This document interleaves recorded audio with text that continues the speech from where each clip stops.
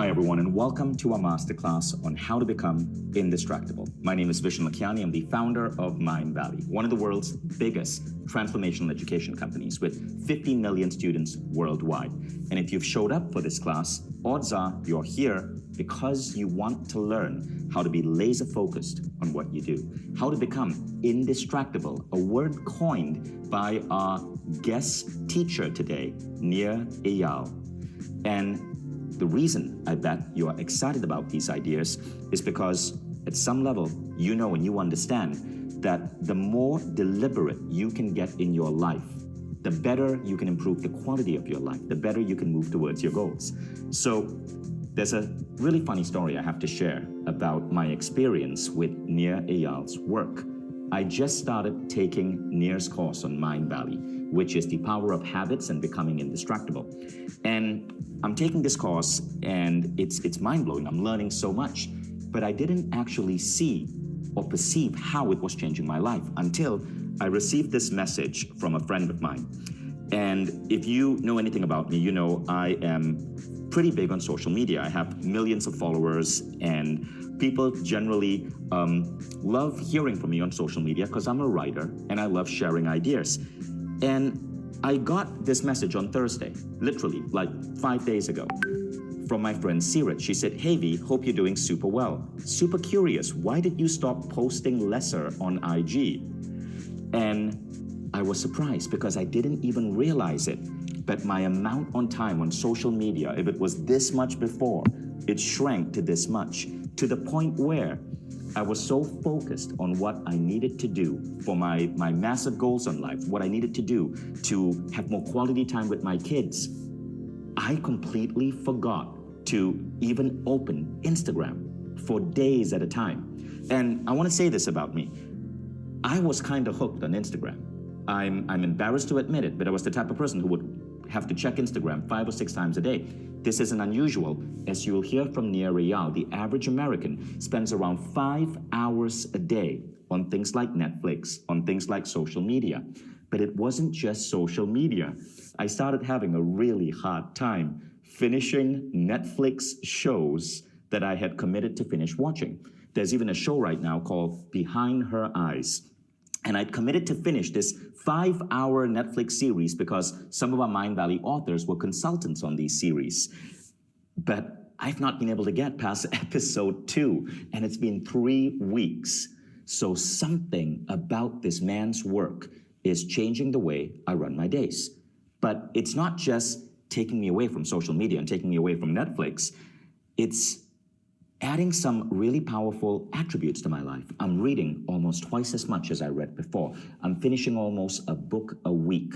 I used to spend weekends working maybe 6 or 8 hours. Now my weekends are relatively clear and I can dedicate that time to my kids. Why? Because I finish most of my work before day end Friday. And so I started noticing these changes happening in my life, but they were happening almost at an unconscious level.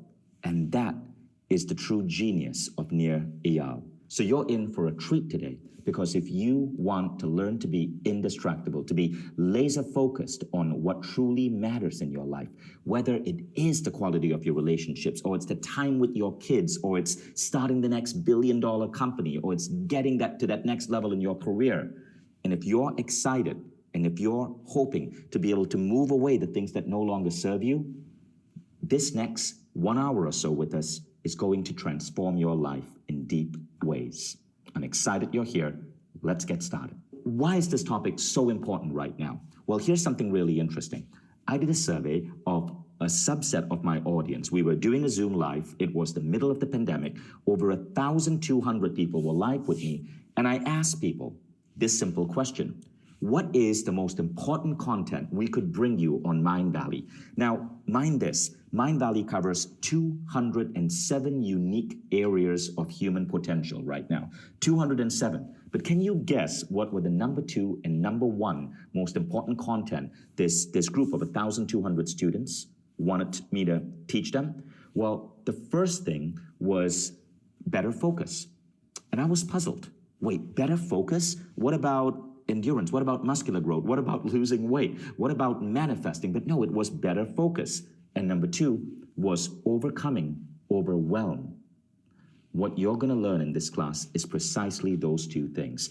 And when I heard this from my audience, I decided to go out there and find the best teacher I could.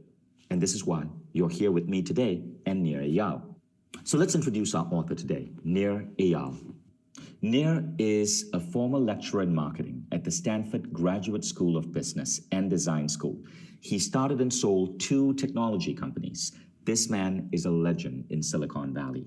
In fact, when many of my programmers heard that he was going to be a newest Mindvalley author, they flipped out. But Nir, at one point, was clinically obese. He was getting distracted from the things that he needed to focus on. Today, he's in the best shape of his life. He's written 2 New York Times bestsellers, and he's become one of the world experts in helping people develop the power of focus, develop the right habits, and become indistractable. In fact, he coined that word. Nir's results have been backed by peer-reviewed studies that have appeared in dozens of academic journals. Nir is so powerful at his craft that he now consults companies on how to build habit-forming products. In fact, I first got acquainted with Nir when I attended Nir's Habit Summit in San Francisco in March 2018. Because as I was developing Mindvalley's learning app, I wanted to understand all the best practices that can make learning sticky. And that's when I understood how powerful these man's ideas are. So many apps that you use today, so much research that you read about today was inspired by his mind. People pay Nir close to $3,000 an hour just to get on a call with them to help them optimize their life. And what you're getting here is a powerful dose of some of Nir's best ideas and practices. You'll be able to directly implement this in your life, or you might decide to go deeper and plunge into Nir's program on Mindvalley. But of course, the best evidence of a person's ability to teach is their students. So check out what these people say about Nir Eyal. The tips are absolutely amazing. I love how Nir actually, throughout the complete quest, leads you step by step to get to this beautiful breakthrough at the end. And not only getting things done, I'm on fire.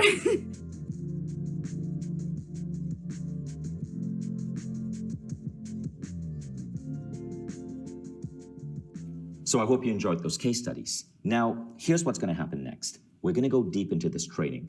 But since this is a training on becoming indistractable, we need to start practicing right now. I want you to take your iPhone and shut it, or at least turn off notifications. Put it by your side. Do not get distracted by Skype or Facebook or Instagram.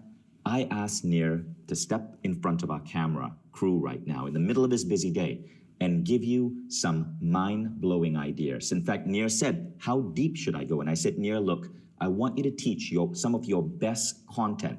People should be able to walk away from this class with their lives dazzled and changed. And he committed to it. This is content that you typically would get behind a paywall, but you're getting some powerful ideas here. But because Nir is going to give you his best, I'm asking you to give us your best. Commit to going deep with us, to taking notes, to taking action. In short, don't be a dabbler. Don't just sit there, listen, and then go back to your regular life. Commit and write down in your journal as you're learning the key action steps that you're going to put in place, the behavior changes, the new habits. And many of you at the end of this class are going to enroll in the full program with Nir Eyal on focus and indistractability. Nir's program in Mindvalley delivers some unique outcomes. These are 5 things we're going to be talking about today. And to understand just how much you are growing, I want you to first ask yourself where you stand in these 5 areas. Now, the first statement is time management. How true is this for you on a scale of 1 to 5? I consistently operate and run my life based on the most cutting-edge principles of time management. The next is improving focus. Rate yourself on a scale of 1 to 5. I am laser focused and know exactly what I need to do to improve the quality of my life and my career. The third is better habits and routines. I know the difference between habits and routines and know when to use the right tool for the job. Number 4, overcoming distraction. I don't let distraction get in the way of me living out my values. And the 5th question is this. It's on being fully present. Rate yourself on a scale of 1 to 5. I rarely struggle with being fully present with the people I love. So now it's time to bring on our guest today, Nir Eyal. Nir, welcome. Thank you so much, Vishen. So great to be here with you. Nir, first, give the audience some context. I understand that you're not in San Francisco right now. You're in Singapore. I am. Yes, I'm in Singapore. I love it here. My family spends the winters out here, and this year we spent a little extra time. So, yeah. So, Nir, firstly, thank you for the amazing impact that your program has had on my life. But it's really allowing me to become so super optimized at the things that matter. And I realized it this weekend. This weekend, on Sunday, was probably the Sunday in the longest time that I was fully present with my kids. And in fact, in that act of being fully present, I did something that I've always wanted to do, but I could somehow never find the time for it. I was able to teach my 7-year-old meditation. And I know it seems weird, right? But the thing is, I was always busy. I always had other things to do. And if you try to teach a 7-year-old meditation, you know that you need extreme patience. But I did it this weekend, literally 2 days ago on a Sunday. And so just want to express gratitude. That last statement, being fully present, that is something that I found has really been amazing for me as I've learned from you. Vishen, I'm so thrilled that the program has benefited your life. It means so much to me. And I want people to know out there that I did this research over the past 5 years. Even though I'm so happy they're benefiting from it, I did this research for me. That I didn't write the book because I had the answers. I did this program and I did my 5 years of research because I needed the answers. As you mentioned, I used to be clinically obese. Today, I'm in the best shape of my life at 43 years old. I used to be constantly distracted at work, and today I'm more productive than ever before. I used to constantly check my phone when I was with my daughter or my friends and my family members, and today I have a better relationship with than ever, simply because I do what I say I'm going to do. I am fully present when I say I will be, and that has repercussions on every area of my life. So what inspired you to get into this work? Yeah, so for me, it was a very memorable instance, one day of my life when I really had to reconsider my own relationship with distraction. That I remember I was with my daughter one afternoon, and we had this perfect day planned. And I remember we had this book of activities that daughters and daddies could play together. You know, things like folding paper airplanes and seeing who would win in a contest, and Sudoku puzzle and things like that. And so I remember one activity in the book was something that I'll never forget. There was a question in the book that we both had to answer to kind of learn more about each other and bond a little bit. And the question was, if you could have any superpower, what superpower would you want? And I remember that question verbatim, but I can't tell you what my daughter said, because in that moment, for whatever reason, I don't remember why, I started checking my device, and by the time I looked up from my phone, my daughter had left the room. She'd gotten the message that whatever was on my phone was more important than she was. And I'll tell you a funny anecdote here, a quick story that I actually told what had happened to a friend of mine. And we have daughters of similar age, and so he decided to ask his daughter what superpower she would most want. And she said the power to talk to animals. And he said, that's funny, the power to talk to animals. Why would you want the power to talk to animals? And she said, so that when you and mommy are on your phones, I'll have someone to talk to. Oh, wow. And so that's when I realized this was not just a problem that I was experiencing. And if I'm really honest with you, Vishen, it didn't just happen with my daughter. It would happen when I was at work.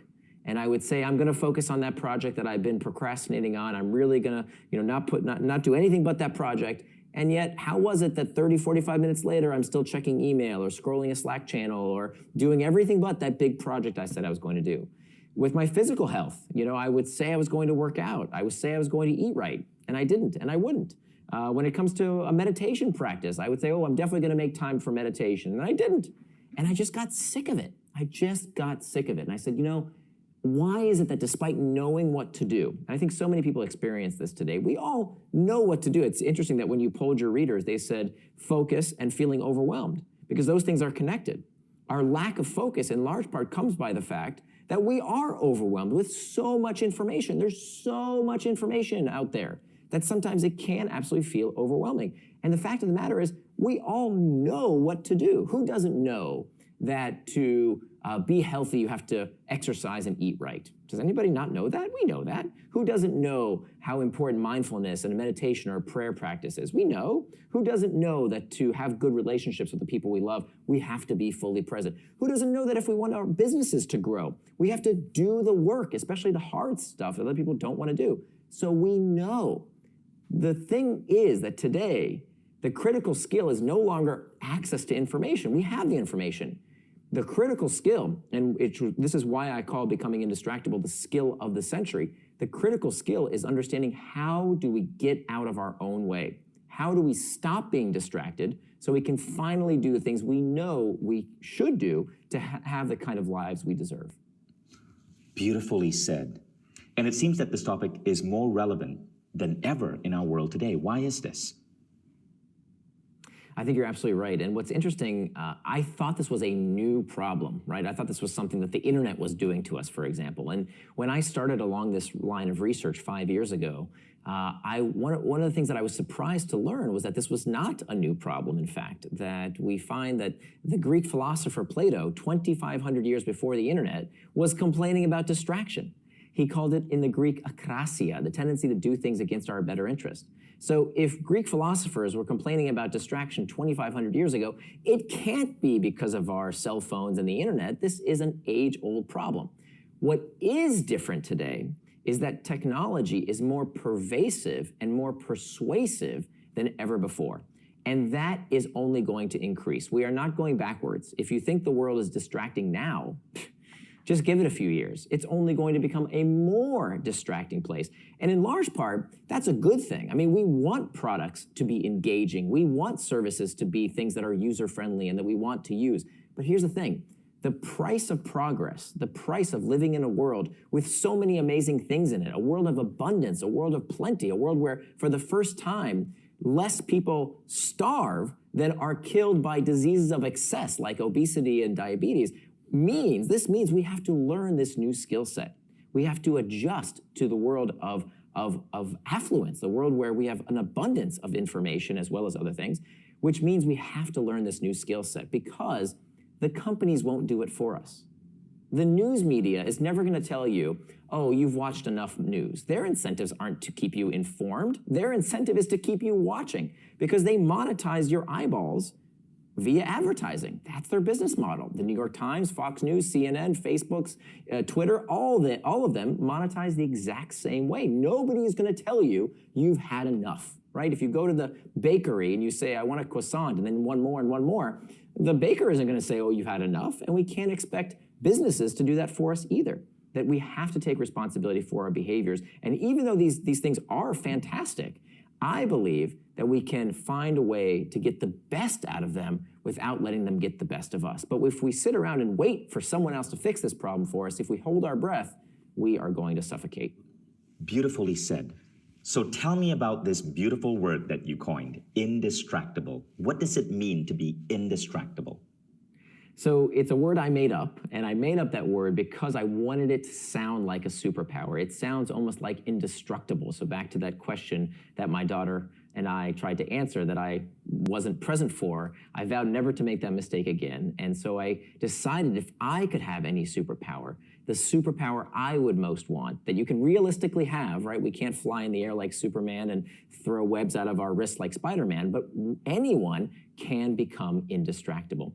And so I made up this term to create an identity, a superpower that any of us can gain. And so let me just define that very quickly. So to become indistractable doesn't mean you never get distracted, okay? That's not what the word means. The word means that you strive to be as honest with yourself as you are with others. We all value honesty. If you ask the average person is pretty honest. They know that it's dishonorable to be a liar. We wouldn't want to lie to our kids, lie to our coworkers, lie to our friends. We all would hate to be called liars. And yet what I found in my life, and I know many people's lives, I would lie to myself all the time. I would say I was going to do one thing, and I would end up doing something else. I would say I was going to exercise, but I didn't. I said I was going to eat right, but I wouldn't. I said I was going to meditate. I'd skip. I said I was going to work on that big project. I'd procrastinate. And so I was lying to myself all the time. So an indistractable person understands why they got distracted and does something about it. And that's what the big difference is between distractible people and indistractable people. Distractible people keep getting distracted by the same things again and again and again. They keep cursing, oh, Facebook got me, email got me, the cigarette got me, cake got me. They blame all the stuff outside themselves as opposed to saying, wait a minute, this keeps happening again and again. An indistractable person says, okay, you got me once. Okay, fine. What am I going to do today to prevent getting distracted tomorrow? Paulo Coelho had a wonderful quote. He said, a mistake repeated more than once is a decision. A mistake repeated more than once is a decision. So a distractible person keeps making the same mistakes, getting distracted by the same things, and doesn't do anything about it. An indistractable person understands why they got distracted through this indistractable model that we'll talk about in just a minute, and they understand, I got it. I see what you did to me, distraction. I'm going to do something right now to make sure it doesn't happen again.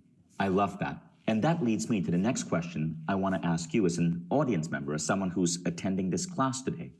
If we could give you the power of being indistractable so that you could be focused on what you need to do to create what you dream of creating in your life, what would that be? What would you do with this power? Write it down. For some of you, it might be to change your relationship with members of your family. To others, it might be some big goal like completing a book or taking your company to the next level. To others, it might be the ability to move faster on your projects, to deliver output faster in less time, so your weekends are uncluttered. Dream for a moment and write it down.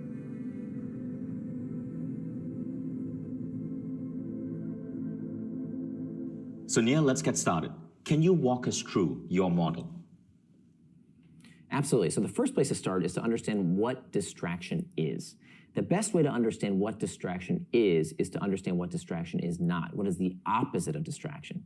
If you ask most people what is the opposite of distraction, what's the antonym, they'll tell you it's focus. But it's not exactly focus. Focus is a great thing to do with your attention, but it's actually not the opposite of distraction. The opposite of distraction is traction. That if you look at the origin of the word, the Latin root for both words traction and distraction is trahare, which means to pull. Now, if you look at both these words, they both end in the same 6 letters, A-C-T-I-O-N, that spells action, reminding us that distraction is not something that happens to us, but in fact, it is an action we ourselves take.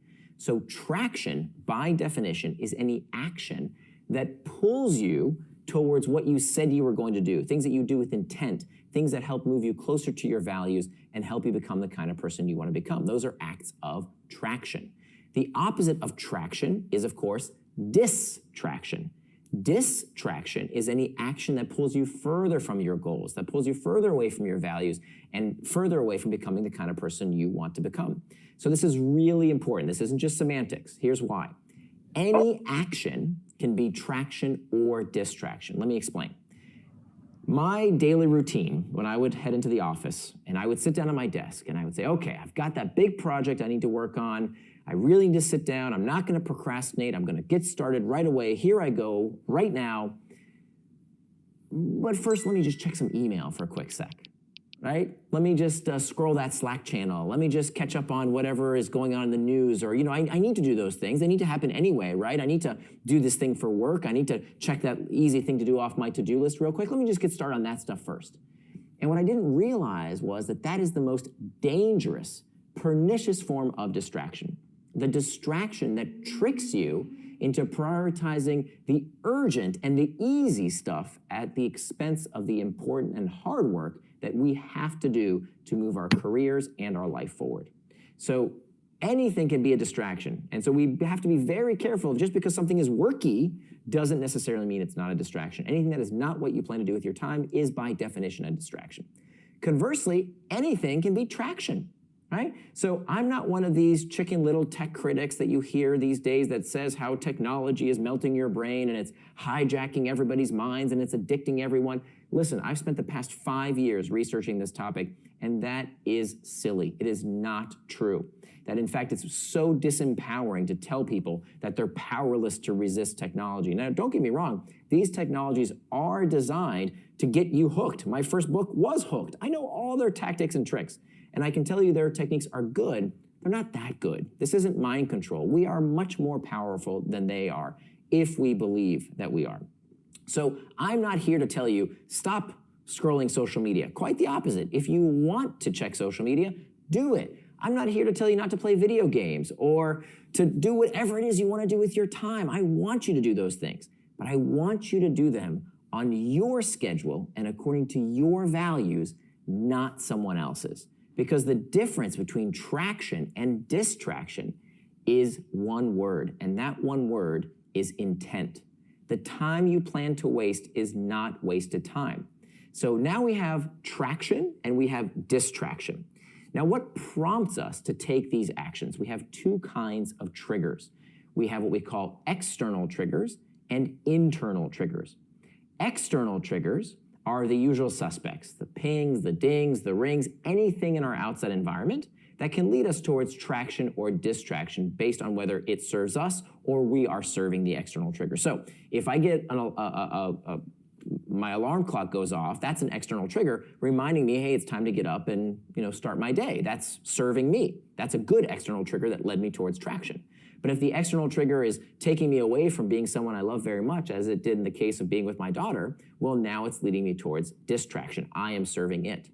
So those are the external triggers, and we can get back to what we can do about those external triggers in just a bit.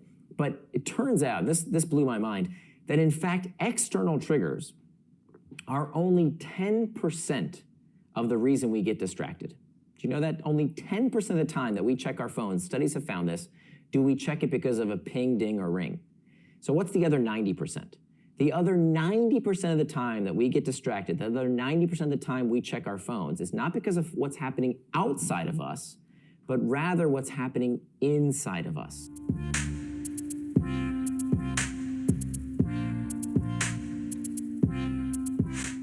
And what I learned in my 5 years of research about the psychology of distraction is that overwhelmingly,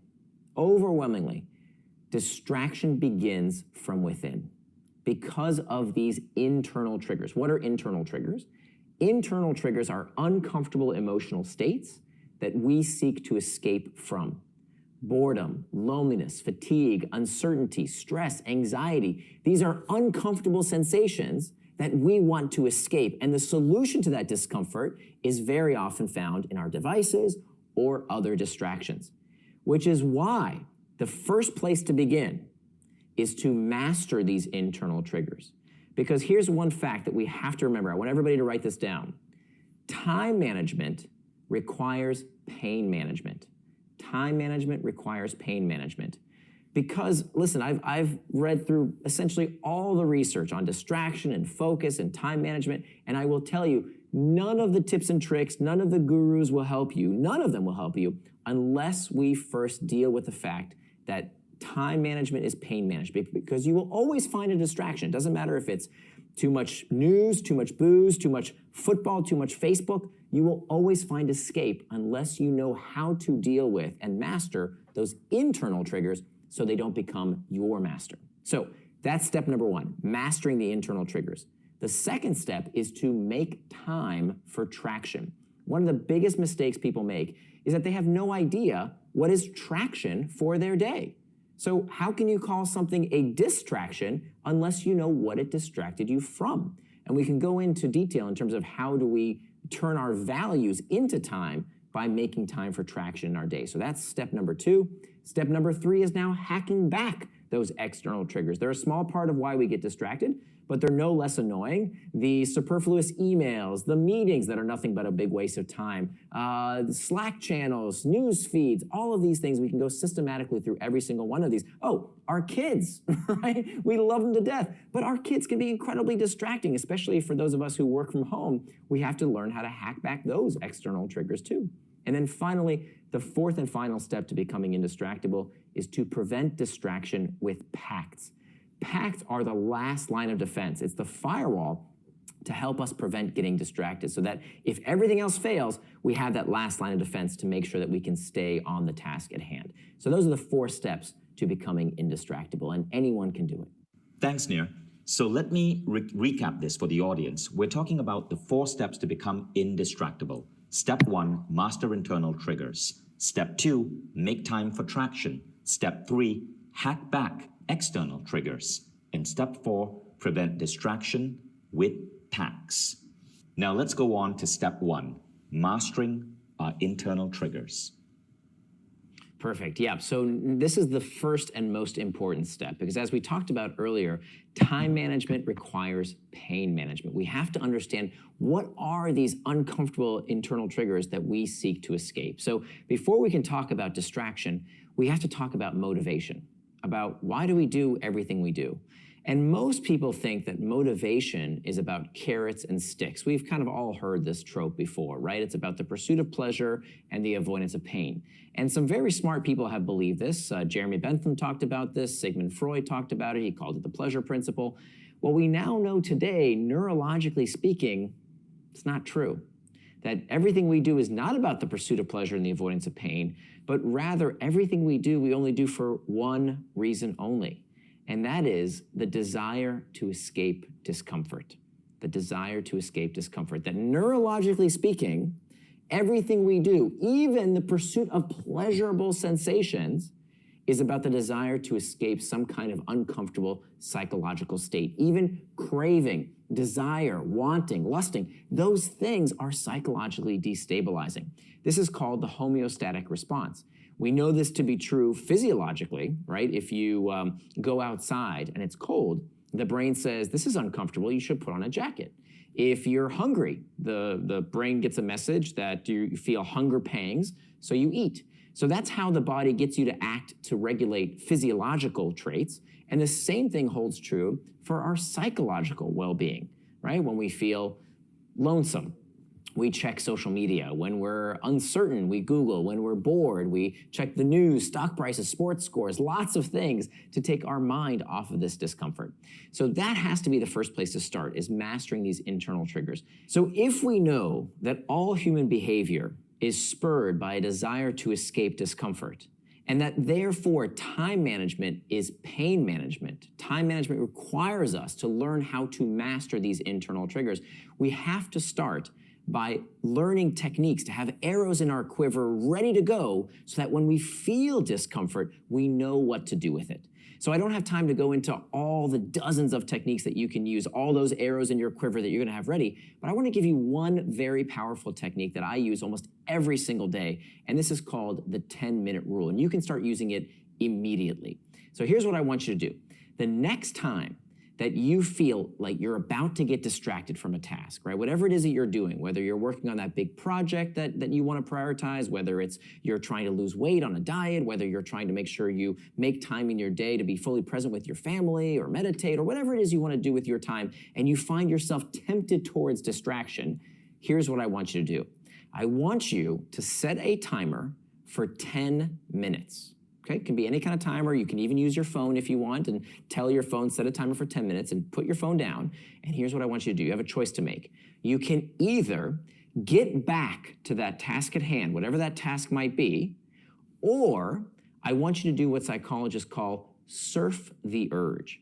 Surfing the urge acknowledges that these uncomfortable sensations are transitory. They're like waves. They crest and then they subside. You know, when we feel angry or lonesome or anxious or stressed or whatever the case might be, we feel like we're gonna feel that way forever, but that's never the case. And so if we can give ourselves just a few minutes to surf that urge, like a surfer on a surfboard, and we talk about in the course how to have a new dialogue that you can talk to yourself with self-compassion while you're surfing that urge, what you will find is that 9 times out of 10, when that timer goes off, you'll be right back at that task at hand. You won't even feel that discomfort that led you to look for a distraction. So that 10-minute rule is something I use every single day when I need to do the hard work of writing, and it's just as effective if you're trying to avoid eating that dessert you're trying to avoid, or smoke the cigarette you're trying to quit, whatever the case might be, any distraction, telling yourself, not necessarily telling yourself no, because we know abstinence can oftentimes backfire. What you want to say instead is not yet. So don't tell yourself no, tell yourself not yet, set that timer for 10 minutes and see what happens. And of course, what you're doing here, this reason this technique is so effective, is that the 10-minute rule over time is going to become the 11-minute rule, and the 12-minute rule, and then the 15-minute rule, and the 20-minute rule. And what you're going to do on your path to becoming indistractable is building the kind of self-efficacy that you need to prove to yourself that you can keep your word, that when you say you're going to work on something, that's what you do. When you say you're not going to do something, you're not going to do it. This is how we become indistractable, by mastering the internal triggers. I love that. That's amazing. So step 1 is master internal triggers. And the technique that we want to use there is the 10-minute rule. That's incredibly useful. Let's go on to step 2. Sure, and just to be clear, this is one of dozens of techniques. The 10-minute rule is just one of many, many that we can use. But just for the sake of time, let's make sure we talk about the next step to becoming indistractable, making time for traction. Now, this comes from a central principle we all need to understand, that if you don't plan your day, somebody is going to plan it for you. That there's no coincidence that we talk about time like we talk about money. Right? We make time for people in our life. We spend time just like we spend money. We pay attention just like we would pay with dollars and cents. And so we need to start treating our time at least as much of as a valuable commodity as we would with money. That in fact, I think we should be generous with our money, but very stingy with our time. Why? Because we can always make more money. Right? You can always make more money. You cannot make more time. I don't care if you're Jeff Bezos or Bill Gates. It doesn't matter how much money you have. They also have the same amount of time that you have, the same 24 hours in every single day. But here's the problem. Most people out there say they're distracted, right? They say, oh, my phone distracted me and I did this and that, and my boss wanted this and my kids wanted that. I couldn't focus. I couldn't do what I wanted to do because I had all these distractions in my life. But when you actually ask them, wait a minute, what did you plan to do with your time? What did you actually get distracted from? Show me your calendar. You know what they show you? Most people? A big, white, blank, perfectly pristine day with nothing on it. So here's the thing. How can we call something a distraction unless we know what it is distracting us from? You can't call something a distraction unless you know what it's distracting you from, which is why in order to become indistractable, we have to define how we want to spend our time. Now, how do we do that? We turn our values into time. We turn our values into time. So what are values? Let's define values very quickly. Values, it's another one of these words we toss around, but when you press people and say, well, what does that actually mean? Here's my definition of values. Values are attributes of the person you want to become. Values are attributes of the person you want to become. And it's not up to me or anyone else to tell you what your values should be. You have to decide what your values are based on the person you want to become. So what I want you to do, here's another one of the techniques that we discuss in the course more in depth, but something you can adapt in your life today, is I want you to start building a time-boxed calendar. A time-boxed calendar uses this technique that has been studied in thousands of peer-reviewed studies published in journals the world over, thousands of times. It uses a technique called setting an implementation intention, which is just a fancy way of planning out what you want to do and when you want to do it. So I want you to build a time-boxed calendar. How do you do that? What I want you to do is to look at the week ahead, and then I want you to ask yourself, how would the person I want to become spend their time in these 3 life domains I'm about to share with you? The first life domain is you. You are at the center of your life. You're the most important person in your world. If you can't take care of yourself, you can't take care of other people, you can't improve your organization at work, you can't improve the world. You have to take care of yourself first. So when people talk about their values, oh, health, I really value my health. My health is very important. But do you have time in your calendar for exercise? Do you have time in your calendar for rest, right? We all know how important sleep is. We've heard this to death, all the research about how important sleep is. How many of us have bedtimes? For years, I used to tell my daughter, you have to get to bed on time, but I was a hypocrite because I didn't have a bedtime. So have that time in your schedule, anything that you need for yourself. Now, by the way, I'm not just saying the worky, productive stuff. I want you to have time for fun as well. Whatever is important to you. If you like playing video games, great.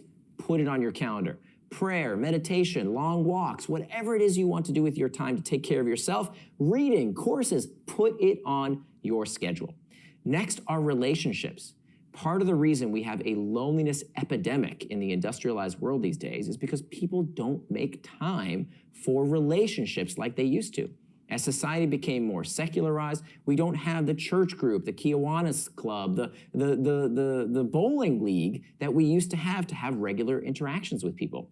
So put that time on your calendar as well. And then finally, in the work domain, ask yourself, how would the person I want to become spend their time at work?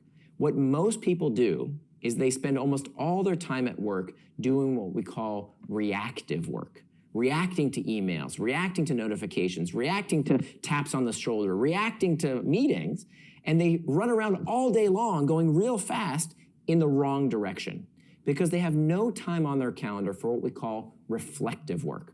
Reflective work is the kind of work that can only happen when we work without distraction.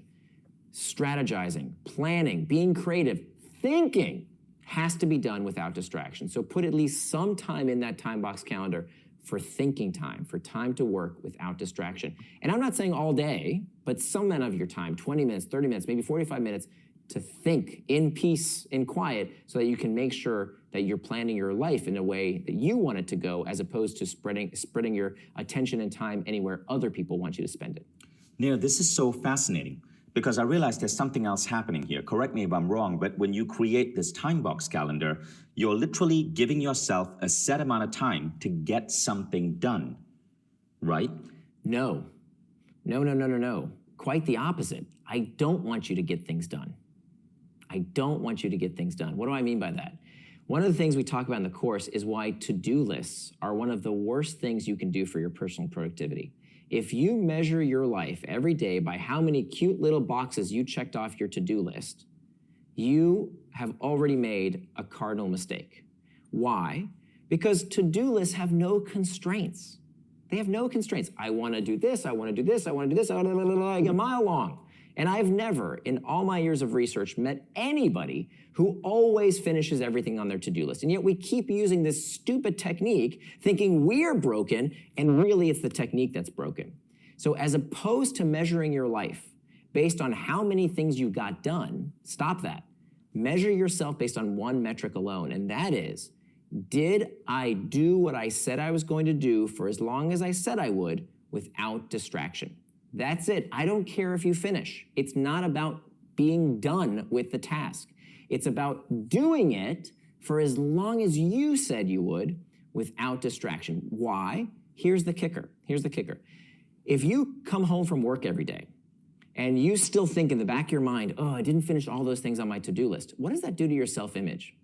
Day after day, week after week, month after month, year after year, you're reinforcing your self-image of someone who doesn't do what they say they're going to do.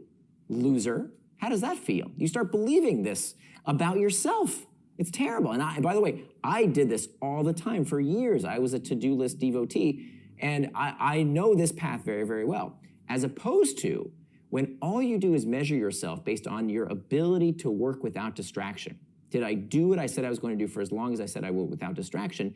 Now, with every time box, I'm reaffirming my identity as indistractable. Whether that's 30 minutes, an hour, it doesn't matter. I did what I said I was going to do without distraction. It doesn't matter if I finish. Now, here's the real interesting part. Studies have found that people who measure themselves based on their ability to simply work without distraction, whatever it is that they do, finish more. They actually do more. They get more done than the people who keep the to-do lists. Beautiful. I love that. So I actually want to show you my calendar, Nir, to get your feedback. This is what my calendar looks like for about a month from now. Okay, so I always block out an hour in the morning called my Mind Valley hour, and that's where I dive in deep on Mind Valley programs. Today, I was going through your program during my Mind Valley hour. Then I have segments for deep work, and then, so I have deep work time blocked off, and then I have scheduled meetings that occur on a repeated basis with various divisions of my team. What would be your feedback here? Like, is this generally a good practice of what I'm doing here? But there's very little empty time. I only keep a few slots open for phone calls. So that's terrific. So it could be that even the time that you have that's not booked, it is booked because it's for phone calls, it's for admin duties, it's for that what we call reactive work time that all of us have in our day. We all do need to respond to emails and take meetings and phone calls. That certainly needs to be time in your day. But what I'm proud of you for doing here is putting down and protecting that time for reflective work. That if that time isn't accounted for and religiously defended, somebody else is going to eat it up, right? Something in the news, something your colleague wants, somebody's going to eat up that time unless you define in advance how you will spend it.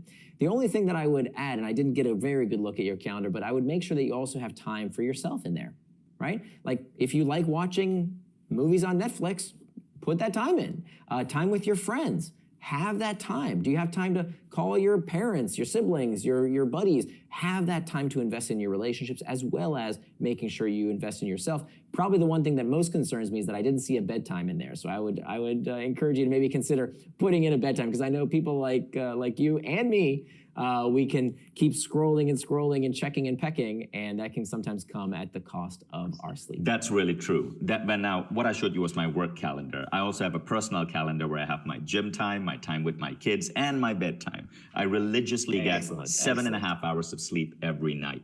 But the reason I wanted to show that is because my calendar is booked, and after the phone calls I put in through my scheduling software, my calendar is booked. When I show it to people, they're like, oh my God, you're so busy. But actually, I don't feel busy at all. I'm just fully optimized. At every hour of every week, I know exactly what I need to be focusing on. Right. And you know what's interesting, Vishen, that like you, many high-performing people that I interviewed over the 5 years of writing this book, they feel the same way. You know, people tell them, oh, you must have so much willpower to follow such a rigid plan. And it's exactly the opposite. The people that I interviewed who were indistractable, the people who got superhuman amounts of work done and yet still had a great relationship with their family and still had six-pack abs, they didn't feel like they were spending any willpower. It wasn't willpower at all. It was a system. It was a routine in place because they didn't have to think about what to do next. It wasn't, oh, do I feel like going to the gym? No, gym time is right there. That's always when I go. Or do I feel like making those sales calls? I'm so glad you said that because most people do it the opposite. They have a to-do list. By the way, I gave up a to-do list ages ago. It just made me feel bad about myself. I do not have a to-do list. I stopped using all of those little tools and widgets on my iPhone that were built around this outdated idea of the to-do list. So for those of you who are watching, I hope you learned something really powerful here. I used to live opposite to what Nir just suggested. This act of making time for traction completely changed my life. And no, I do not have a to-do list, and I'm one of the most productive people you'll ever meet. So I want to encourage you to, if you've been doing it in a different way, I want to encourage you to have an open mind and try this new approach. Yeah, so I'm not rallying against keeping a to-do list per se. I want to be very precise here. I'm rallying against running your life on a to-do list. If you ask yourself, what should I do? And your default is to look at your to-do list, that's where the mistake is made. Because just to put it on a piece of paper or in an app, that's very good. But don't skip the most important step, which is making time for those things. Because if you just have a long to-do list, chances are it's never going to get done. Beautiful. Thank you. So I hope you're enjoying this so far. But we're not done yet. We're now going to go to part 3, which is hacking back external triggers. I'm currently in Nir's program in Mind Valley.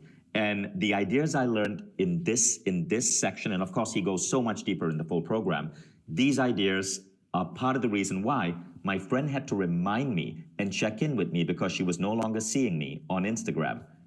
Pay close attention here, because what you're going to learn may be a little bit counterintuitive, but they're going to have dramatic impact on your life. Nir?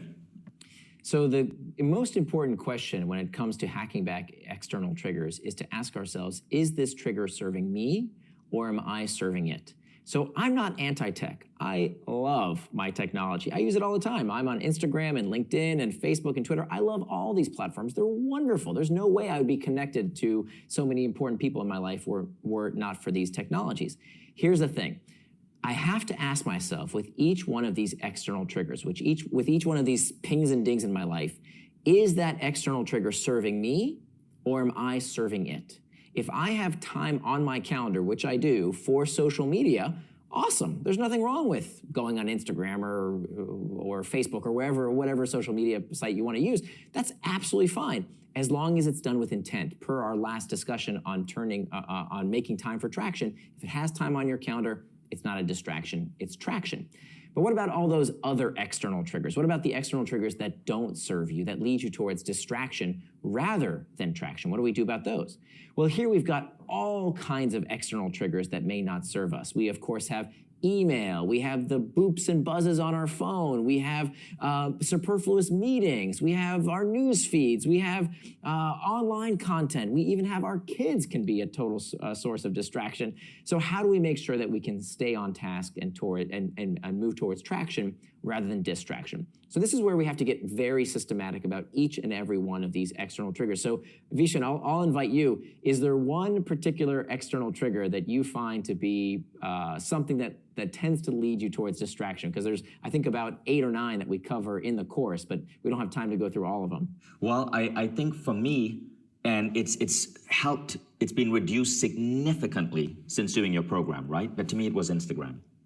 Yeah, that's what got you. So number one, it was making sure that you master the internal triggers. That seems to be the biggest draw for people is, well, what do I do with my hands right now while I'm, waiting in line at the grocery store? Or what do I do when I'm bored? What do I do with when I'm feeling lonely? How do I connect? And so knowing that that's perfectly fine, that's okay, but not at the wrong time, right? Doing it on your schedule. So that's where mastering those internal triggers is super important. Having time on your schedule is super important. And then when it comes to hacking back, the reason I use that term, hacking back, what does hacking mean? To hack something means to gain unauthorized access, right? So a computer hacker would hack into your bank account to try and gain unauthorized access to your money. Well, it's pretty clear that these media companies, not just social media companies, but all media companies, whether it's the New York Times or Fox News or CNN or BBC, they all make money by hacking your attention. They sell your attention to advertisers for the highest price. They're all in the same business model. And given that none of them are going to tell you you've had enough, please stop reading our site right now, please go away from the app, they're never going to tell you to do that. We have to decide for ourselves how we can hack back. So let me give you a couple of things that everyone can do. One thing that we can do is to make sure that our home screens are properly designed. That we know that 2/3 of people with a smartphone never change their notification settings. Did you hear that? 2/3 of people with a smartphone never change their notification settings. So if you haven't taken the 5 minutes it takes to turn off those stupid pings and dings that aren't serving you, that has to be a very, very important step. So take that time to turn off the notifications that don't serve you, and then rearrange your phone so that you're not always looking at that external trigger on your home screen. So for most people's devices, what they can do, they can either move that app icon, that's an external trigger, and when we see that little notification that's just drawing us in, we can move that to a screen that's not on our home screen. It's a very easy thing that anyone can do. Move it a few screens back so it's not constantly in your face. Very easy to do. Another thing that we can do, specifically for social media, is that we can hack back the technology, these distracting technologies, with, funny enough, more technology. So let me give you a good example. So for me, my distraction of choice for many years was YouTube. That I love YouTube videos. Many Mind Valley videos, in fact, were just so well produced, so interesting, that I just wanted to keep watching more and more and more of these fantastic videos on YouTube. And while I benefited greatly from these YouTube videos, What I didn't want to see was all the stuff that's on that page that's not that one video from Mindvalley, for example. So what did I do? I found a free Chrome extension called YouTube DF. Anyone can go download it, doesn't cost anything. It's a free Chrome extension, YouTube DF. DF stands for distraction free. And so every time I watch a video on YouTube now, my YouTube experience doesn't look like the standard YouTube experience that Google wants me to see. No, no, no, no. I just see the video and all that distracting stuff on the side, the ads, the recommended videos, the autoplay function, gone. Gone. And guess what? There's nothing YouTube can do about it because I have hacked back the product. In one click, it took me to now install this feature so that I can customize the experience to meet my needs as opposed to me serving YouTube's needs. I love that. So two things I learned. 2/3 of people do not bother to play with the notifications on their phone and reduce the unnecessary notifications, whether it's Facebook or Instagram or any other tool that's distracting you. And this thing about Chrome extensions to modify the way you use YouTube, really powerful tip.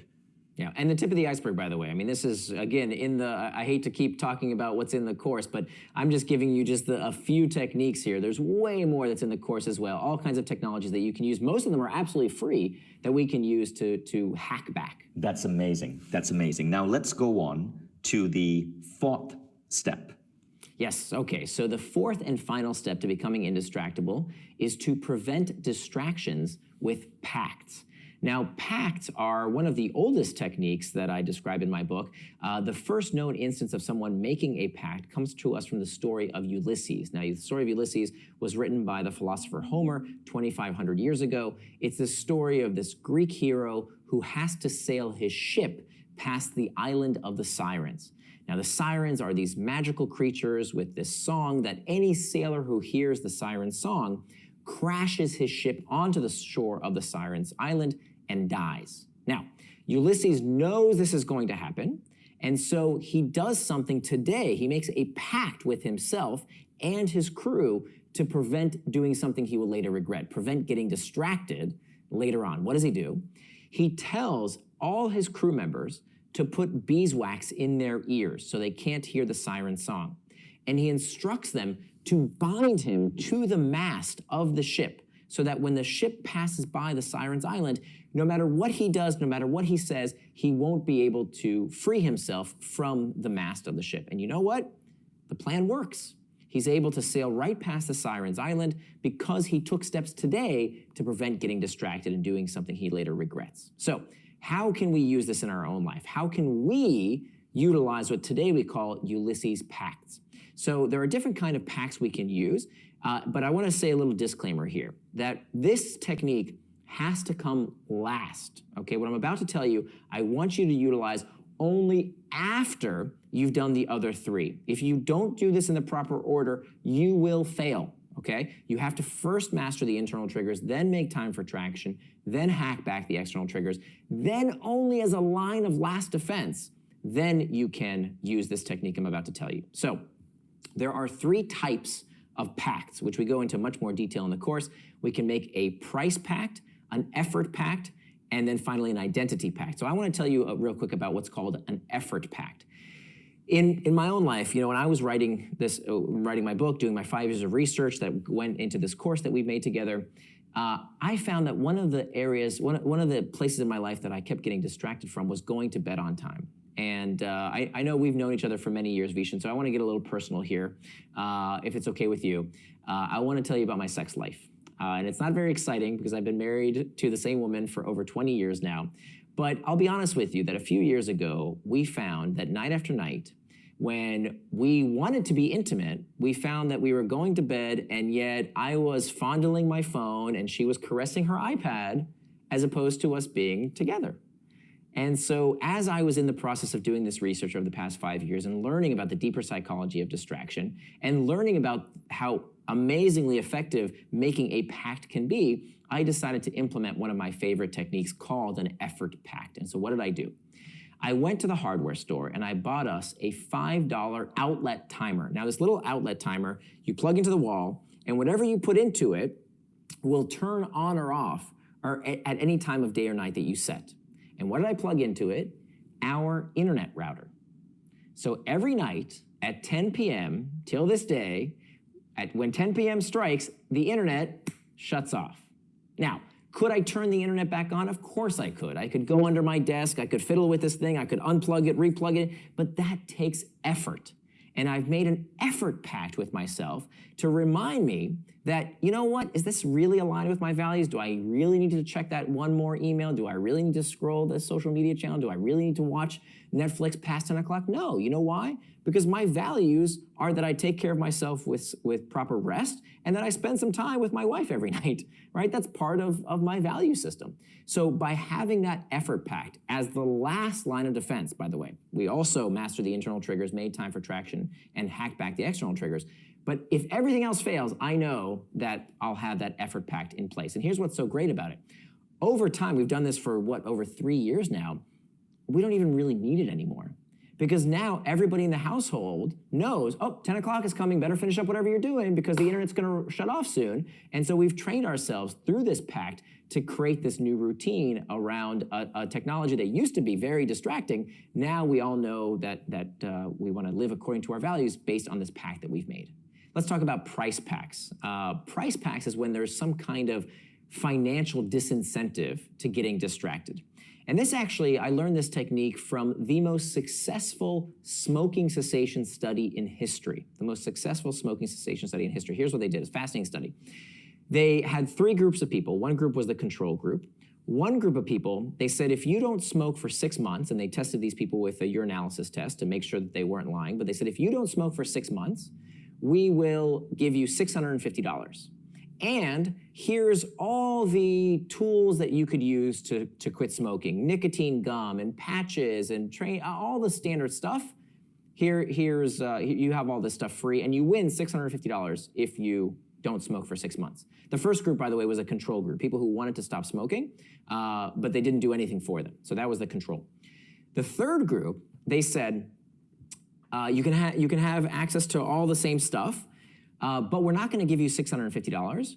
We're going to give you $450, but you have to put in $150 to participate in this study, and if you don't smoke, you get the $150 back. So they actually won less money, but they had to put some skin in the game. They had to put a price to falling off the wagon and smoking within 6 months. That third group was the most effective smoking cessation study we have ever seen. Just by putting 150, some we think, oh, nicotine is so addictive, it's something you just can't stop. No, it turns out only $150 can make a lot of people stop smoking if there's something at stake. So I don't smoke, but I utilize this same principle. Here's what I did. So as I mentioned in the very beginning, I used to be clinically obese. And I always hated exercise, hated it. I remember I had friends who would run a race and they'd say, oh, I got a runner's high, I love it so much. I don't know what they were talking about. I always hated exercise. It was sweaty and gross and hard, I just never liked it. But one of my values was to be the kind of person who takes care of their physical health, and exercise is part of that. So what did I do? I made a price pact with myself. Okay, here's what I did.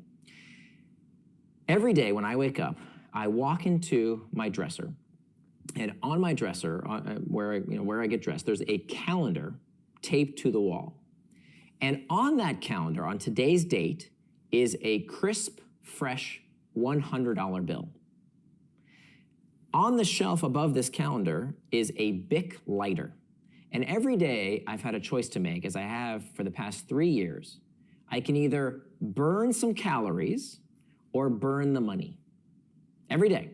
And I move that $100 bill every day. I've done this for over 3 years, Vishen. I've never had to burn the money. Why?